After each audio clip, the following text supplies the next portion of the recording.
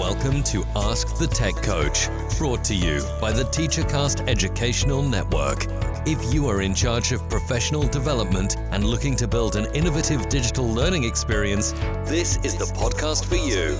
Join us each week as we uncover strategies that tech coaches are using to drive their digital transformations one classroom at a time. And now for your host, with over 2 decades of experience working with tech coaches and ed tech companies from all around the world, Jeff Bradbury.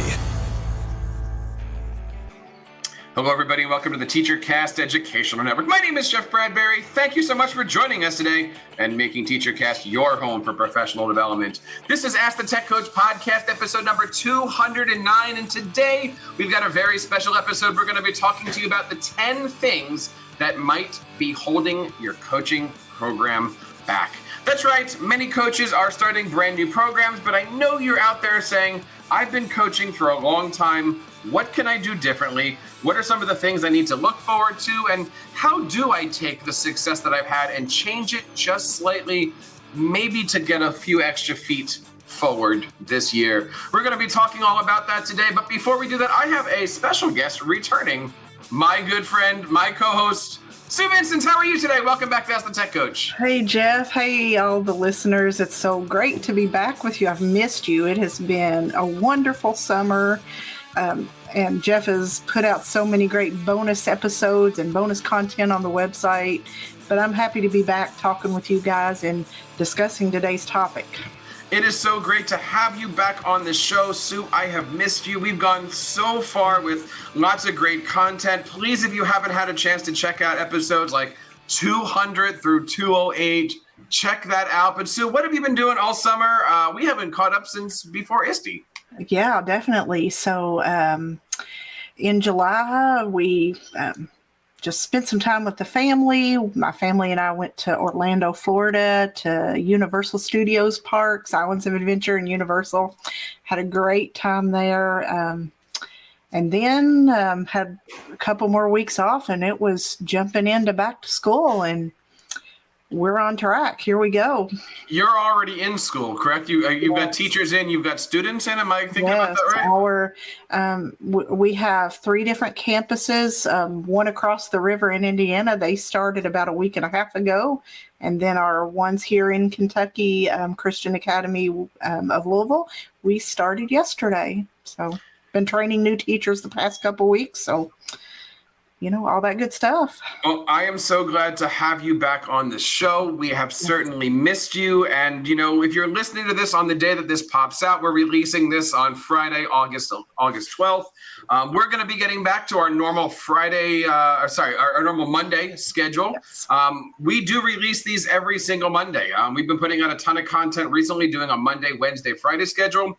Hope you've had a chance to check all that stuff out. Of course, you can find more information about this show and others on the TeacherCast Educational Network, heading over to teachercast.net, finding our coaching stuff at Ask the Tech Coach. And Sue, one of the things that I'm proud of, and we're on a mission here to hit 1,000 members in our Instructional Coaching Facebook group. Yes, Sue, I think last time I checked, we were at like 920 or something like that. We're so close. We are doing an amazing job at supporting coaches. There's so much great stuff out there. And, the other day somebody was posting a message basically saying, how do I do things differently this year, right? Yeah. We've got people in our group that are brand new. We've got people in our group that are veteran coaches, but they're starting a new job at a new building, at a new district.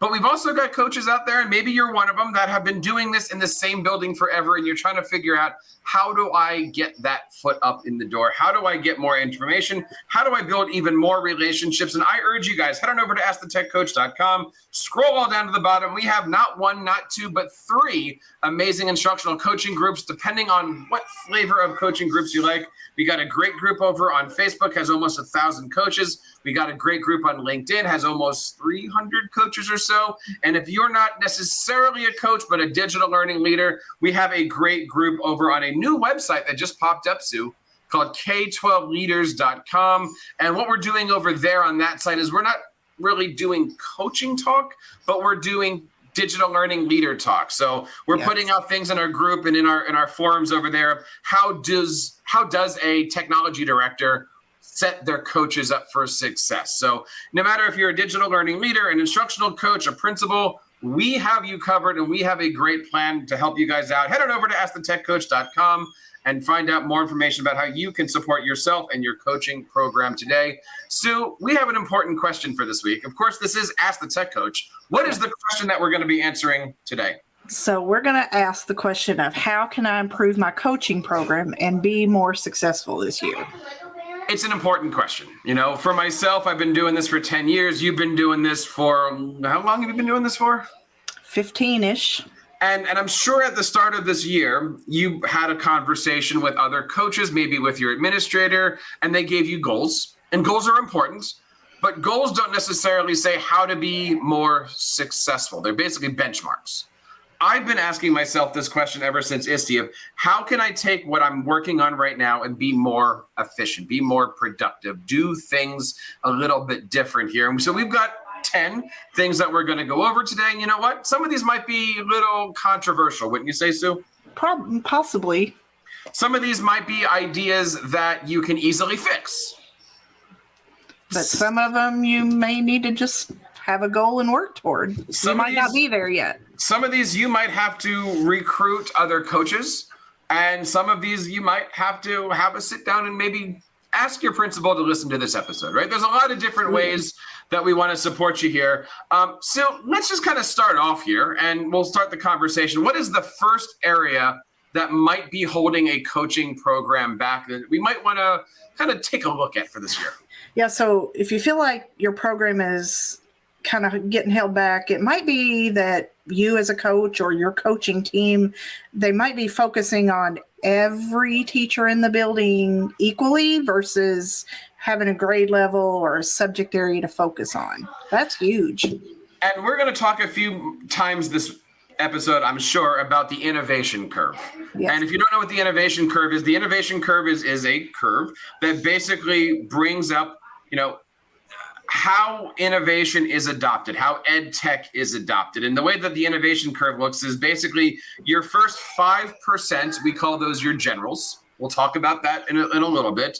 Up to 13%, you have those first followers, second followers, the people that kind of warm up to you. And then you've got this steep curve that goes up to about 23, 25%. And then you get the other people. And we'll discuss that a little bit more. What Sue and I are saying for this first one is, yes, as a coach, you got to build relationships with everybody. But you should focus on those first 5% at the beginning of the year. Who are the ones that you're going to be successful with? What are the goals of your principal? We'll talk more about goals later. But Sue, I'm sure that you sat down with your administrator. I know I'm looking forward to doing that with mine. And they're going to say something like, this year, I want 4th grade to be better in math. And that might be based off of, test scores from last year or something like that. But I mean, you might be told your goal this year is to help our math teachers get better math scores or do better in math. That's your general. That's those focus areas that you have. Doesn't mean that you can't be talking to everybody, but see if you can get these 5 teachers under your wing, not necessarily the 35 teachers in the building. What do you think? Yeah, I mean, I'm so excited we're talking about this question because this is exactly what myself, my coworkers, my whole team are working on being more intentional about this year is that focus, whether it's myself as the elementary focused tech coach or my coworker as the secondary, and then our 2 curriculum focused instructional people. We have all discussed our focus, whether it's generally as a team, what we're focused on as a coaching team, and then what each of us are focused on with technology and curriculum. And we have some goals that we're looking for, and we'll talk a little more as we go along, as we're being more intentional about doing some walkthrough observations and collecting that data so we have something to go on as we go through the year. And it's that focus that it can come from you. It should also have administration buy-in. I know for myself, last year I entered an elementary school, and after a few days of kind of looking around, after maybe half a marking period, it's all right, I'm going to focus on grades 3, 4, and 5 for these reasons. Now, for me, it was simple. My building is shaped like a horseshoe. I took one of the arms of the horseshoe.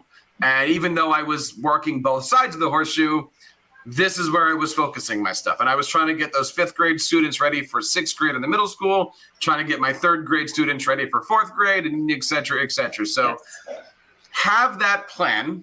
That's going to be a theme today. But who are you going to be focusing on? Sue, what's the second thing that might be holding our instructional coaching programs back? Well, it might be that you as a coach have these goals and visions that you want to accomplish, but they might not be lining up with the administration on what they think the coaching program should look like. Yeah, that's a biggie, right? We as coaches, and I see this a lot. This comes up a lot in our instructional coaching Facebook groups and stuff like that, where a coach sees something on social media or gets an email and says, oh, this application is awesome, or this program just released X number of things. The latest trend. The latest trend, the latest hashtag, right? And all you want to do is to share it with everybody. But is that helping out? And this goes back to our conversation a few shows ago of, really, what is your focus? What is the role of the instructional coach? You and your principal need to be on the same page. You as the instructional coach are the answer for how can a teacher meet their goals. And again, I keep saying this, but we're going to hit this a couple times today, right? Like, it's the beginning of the year. The principal gets up and says, this is what I want you to focus on.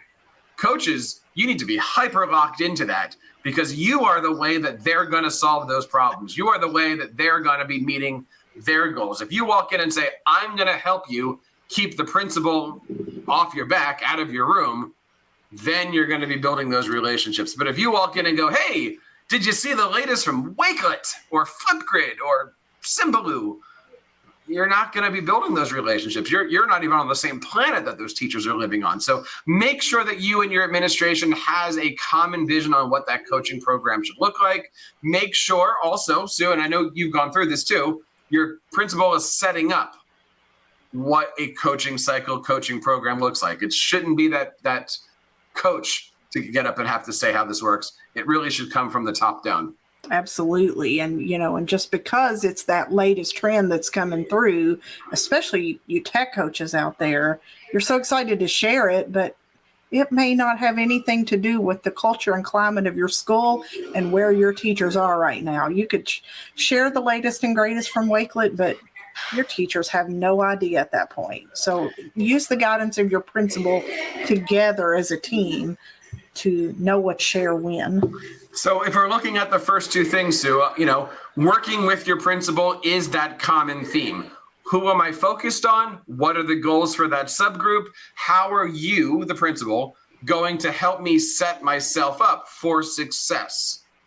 And I mentioned this in our Facebook group the other day. If I as a coach have to stand up and go, I'm coming into your room and I'm going to give you a coaching cycle, oh God, it's going to be uphill from there. Mm-hmm. Let's move on to number 3, because this is a biggie. We've just revamped some of our resources on this. We just put out a huge stack of resources, I will say, on AskTheTechCoach.com. Sue, what's the third thing that we should be thinking about?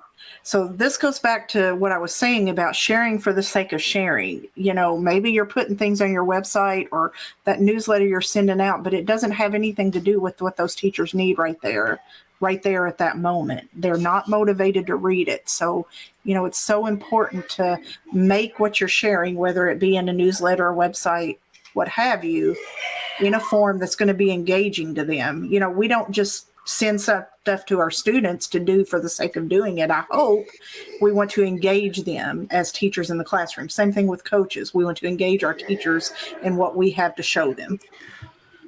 3 and 4, and we'll get to 4 in a second, are basically together. And I thought it was important for this show that we have 2 on this topic and not just make them 1. When you're looking at your newsletter, when you're looking at your emails, everything needs to be designed as, what is the principal asking of you? How can I help you? And here are some resources to help you kind of, wet your whistle a little bit like this. I see so many coaches that are out there and they spend hours every single week or month creating newsletters that don't work. And every time I see a coach online be proud of what they're working on, I kind of feel bad, but I ask the question, is it working? Are people looking at it? Are you keeping analytics? How do you know that the return on investment is there? You're spending time on this. Are people looking at it, or are they going? And that's going to basically go into number 4. Sue, what's number 4 here on our list?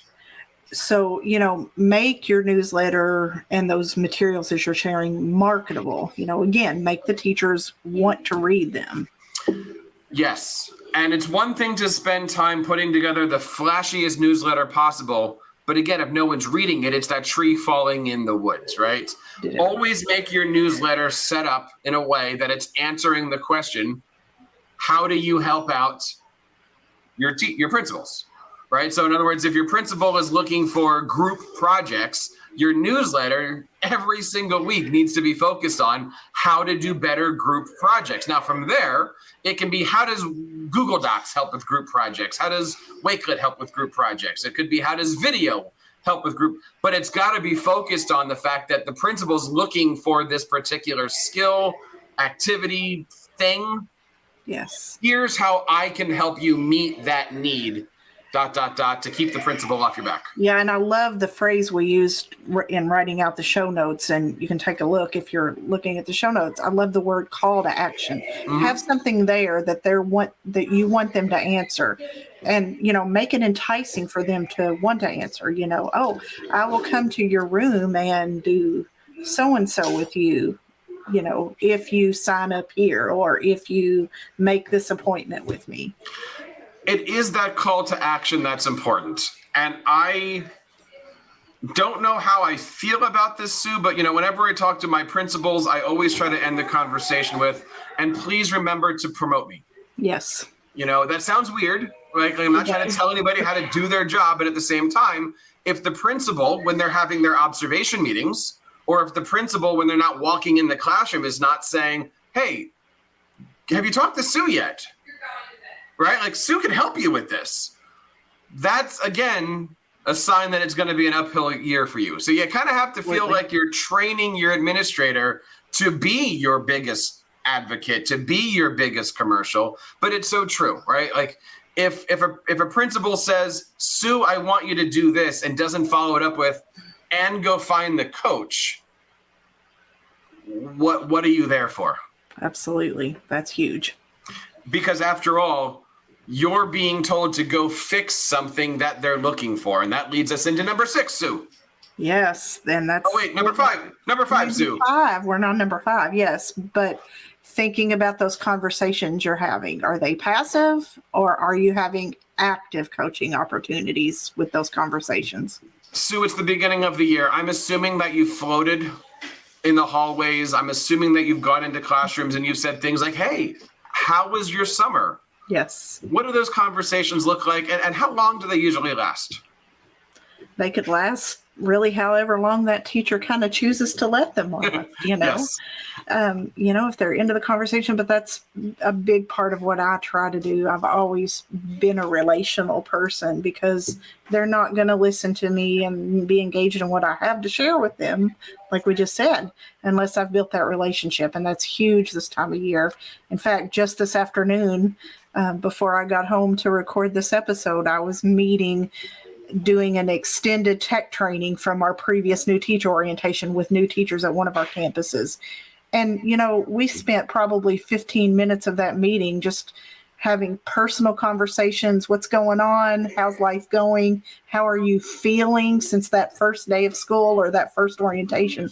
So building those relationships is just big. That's the most important thing. And this also came up in our Facebook group. Somebody had mentioned, how do I start coaching? How do I start to do my job in that first month? And I kind of took a deep breath, but I wrote back going, don't talk about coaching. Like, those things will happen. Hi, who are you? How's your family? What do you like? What are you working on this year? What are your goals? I mean, I didn't put out a post this year that says, 5 questions to ask your teachers. I think many of us are above that, but it's having those conversations. I don't want to be, quote, coaching at least for 3 or 4 weeks. Like, I'm going to go into classrooms and, how you doing? What are you working on? What's the new? What's latest? And maybe I'll start with, let me know if you need anything. Yes. Let me know if you need anything, which is different than when can I come and meet with you?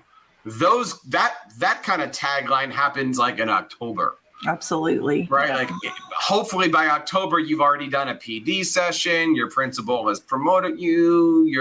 You're in classrooms, breaking down those barriers and walls and stuff like that. But turning those passive conversations into active coaching opportunities, really, really important. And you know what? If the teacher is just eating breakfast, you want to ask about breakfast. You don't want to say, oh, by the way, did you see this latest and greatest thing from Google Docs? Yeah, exactly. Be real, be a person with them first before you're a coach. And that brings us to number 6. Now we're on number 6. So number 6 talks about our district's vision. So if you feel like your program is being held back, it might be because you're not lining up with your district's vision or your school's vision or your principal's vision. That's who's going to get you in the doorway to get with these teachers. And the vision has to line up district-wide with the mission, the vision, all those statements that every district or school has. This is something I had to learn the hard way many years ago, right? I was brought into my previous district as the Google guy, and I made sure that I was wearing my Google certified trainer shirts as often as I can. And I made sure that on my newsletters, I had all my badges because I was hot stuff, right? Do you think it worked? Probably not. That goes back to that whole relationship conversation. People don't care. The people who are in the trenches, the people who are dealing with 5th graders and parents and no air conditioning and all of that stuff, couldn't care less how many badges you've earned. Make sure you're trying to help them with their needs. And I get Sue, and you talk and we talked about this. Like, we are not the bulb changing coaches. But you know what? In the first week, if they need a bulb changed, what can I do to help you out? How can I build that trust? How can I build that relationship? Right. Find them a bulb somewhere. Right. Hey, I know a guy. In October, it could be, here's how you call the guy. Yes. Right. In November, it's, I'm going to email you the support ticket number. But in September, it's, you're crazy busy. How can I help you? Mm-hmm. And if that's the way that you're going to start to get your generals, great. Because number 7, of course, Sue, is creating those generals. You have got to build capacity in those buildings, whether you're in one building or 4 buildings. Build capacity, create those generals. How do you do that? Well, a lot of it takes some years of experience in getting to know your teachers, but put yourself in a teacher's shoes. What are they supposed to do? Get to know their students, right? Find their strengths. Well, as coaches, the teachers are our students. Find their strength. Build a cohort. That's one thing I'm being intentional about this year, is building those generals, finding capacity in my different buildings so that they can, kind of do the ask 3 before me rule. And a general doesn't mean the world's most techiest teacher or the world's best math teacher, right? It's the person that when they go, this is Sue, she's our coach. You're probably going to have at least one teacher that walks up and goes, oh my God, I'm so happy that you're here. Thank you. Can you come into my room tomorrow? Yes. That one. I'll take that one. You take that one and she will lead the way. And a general isn't guys like me who's lucky to have somebody else to talk nerd stuff to. It could be, but it could also be the person who's like, I don't know how to turn on my Chromebook, let alone 35 that are in my room. And how do I help my kindergartner? Find those people that you're going to immediately latch onto and have those meaningful relationships, and making sure that, you always leave those conversations, not by saying, when can I come back later? Because you know that those people always have their door open for you. Yes. You're going to leave by saying, hey, why don't you share that with your friends? Absolutely. The ones who are willing to share and be excited about what you have shared with them. It's the ones that are going to make that 5% on the, in the inclusion curve become 15 to 20%, because they're going to say, and the way I did my building last year was I tried to find one general per grade level. Wasn't successful, but I probably had, in a K to 5 building, probably had 4 or 5. that were with me, on me. I was able to walk in. We just pick up where we left off the last time. And, from there, then you start to get your 20%, and then you start to build out all of your stuff. But there's another thing that we can do in addition to having these important one-on-ones. What is number 8 here? So, having those conversations, but not letting that be the only conversation about one topic. Make it a cycle, make it a regular thing, and do follow up with them. Establish that communication channel. I see coaches doing this well, and I also see coaches doing this, well, and I mean that by there's a lot of coaches that have a standard letter. Dear Sue, thank you for having me in your room. Today we talked about next time we come in. And then those are important emails, but you send the second one, you send the third one. People are like, oh, why am I even opening this? Yes. Right. But it's okay to go, Sue, thanks for having me in your class. I loved that thing you did. Now, we're not there to do observations. We're not there to be, writing evaluative emails. So you got to find that thin line between, Sue, it was great to see you. Thanks for having me help the students with. And Sue, I liked watching you do this.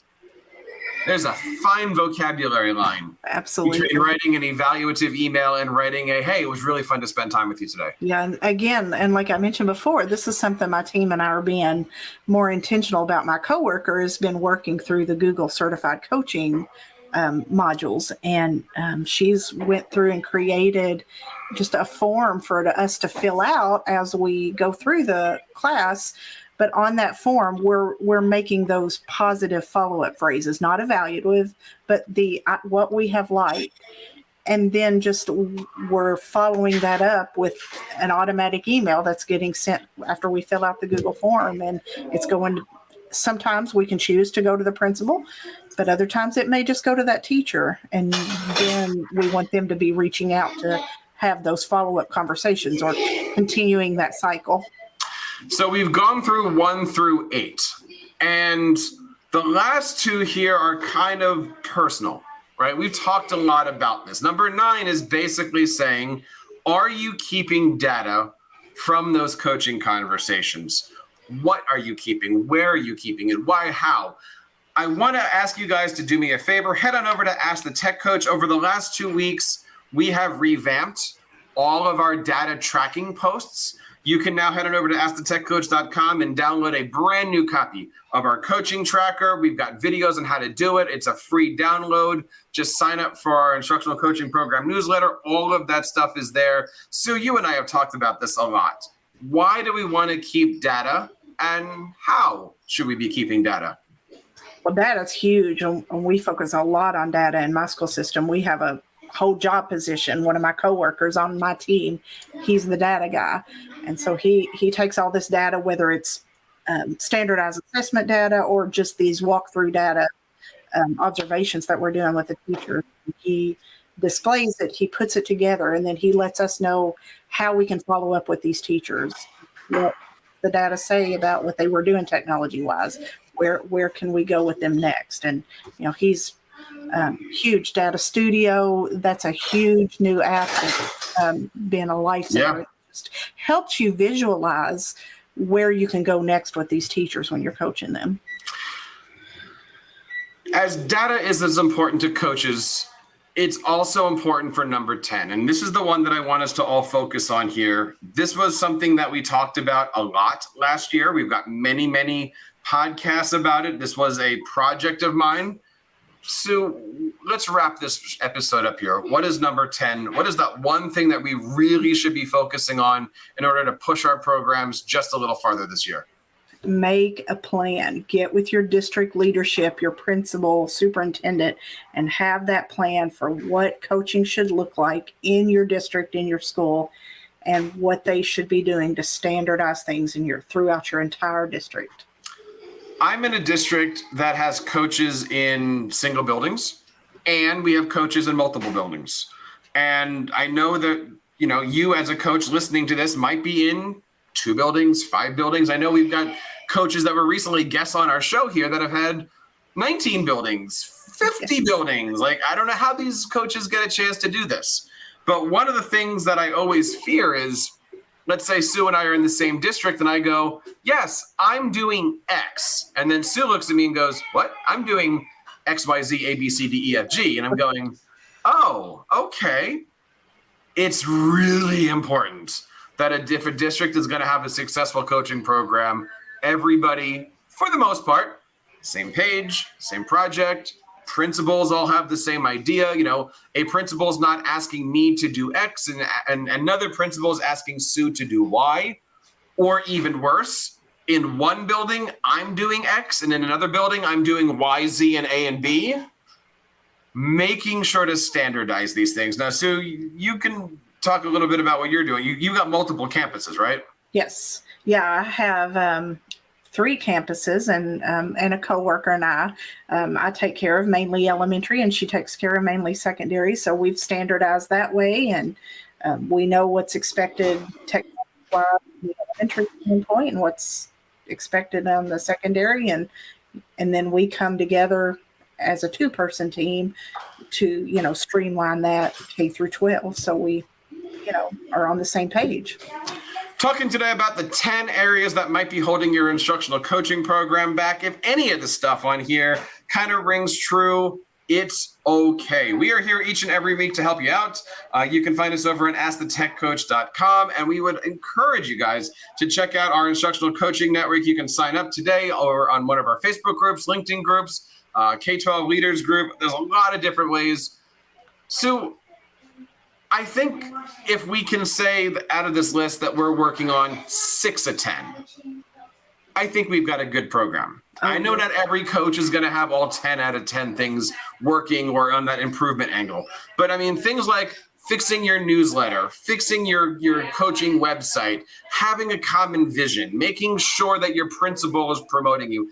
These are some of those, I'll say, the little things that we can work on now while we're trying to fix and work on some of the longer term things. Absolutely. Yeah. Some of these things don't take a long time and you may have a shorter path to get there, but other things your teachers may not be ready for you to coach them through yet. So it may take you a little longer to get yourself there as well as bringing your teachers along. Starting next week, we're going to be getting back on our regular Monday schedule and doing it through the year. We've also got a few other things that we're working on for instructional coaches in the world of video. Our newsletters pumping out each and every week, sometimes on Monday mornings, sometimes on Mondays and Thursdays, depending on how much content we're putting out. So I highly encourage you guys to not only check out the stuff over at AskTheTechCoach.com, like, subscribe, but do me a favor this year. Share this podcast with others. We were recently focused, we were featured, I would say, on a amazing coaches blog. They did like, the top 10 instructional coaches websites. We were listed as number 2, which That's I was awesome. Floored and honored for. So I want to say thank you to that company for putting us out there. And we've been tweeting out the link to that because I'm really proud of the work that we're doing. And I'm really proud of the work that you are out there doing each and every day in your buildings and in your classrooms. And I can't say thank you guys enough for taking the time to make TeacherCast the home for your professional development. Sue, what's going on with you over the next couple of weeks? You're still pumping out stuff over on techimaginations.net, aren't you? Yes, I've taken a little time off this summer, but yes, techimaginations.net is there, and the YouTube channel, Tech Imaginations. I'll be getting back into my weekly tech tip tutorials, but go check it out. There's lots of tutorials there that are still very relevant, so check it out. If you're looking for more great podcasts, head on over to the Teach Better Podcasting Network over at teachbetter.com. They've got 20, 30, 40 educational podcasts, some of the best ones that are out there, and we are honored to have this show be part of the Teach Better Podcasting Network. And that wraps up this episode of Ask the Tech Coach, episode number 209. On behalf of Sue and everybody here in the TeacherCast Educational Network, my name is Jeff Bradbury, reminding you guys to keep up the great work in your classrooms and continue sharing your passions with your students. You've You've been listening to Ask the Tech Coach, hosted by Jeff Bradbury of the TeacherCast Educational Network. Please reach out to the show with all of your questions on Twitter at AskTheTechCoach or online at www.askthetechcoach.com. Be sure to subscribe to our podcast so you don't miss any future episodes. And please take a moment to write a review in the App Store.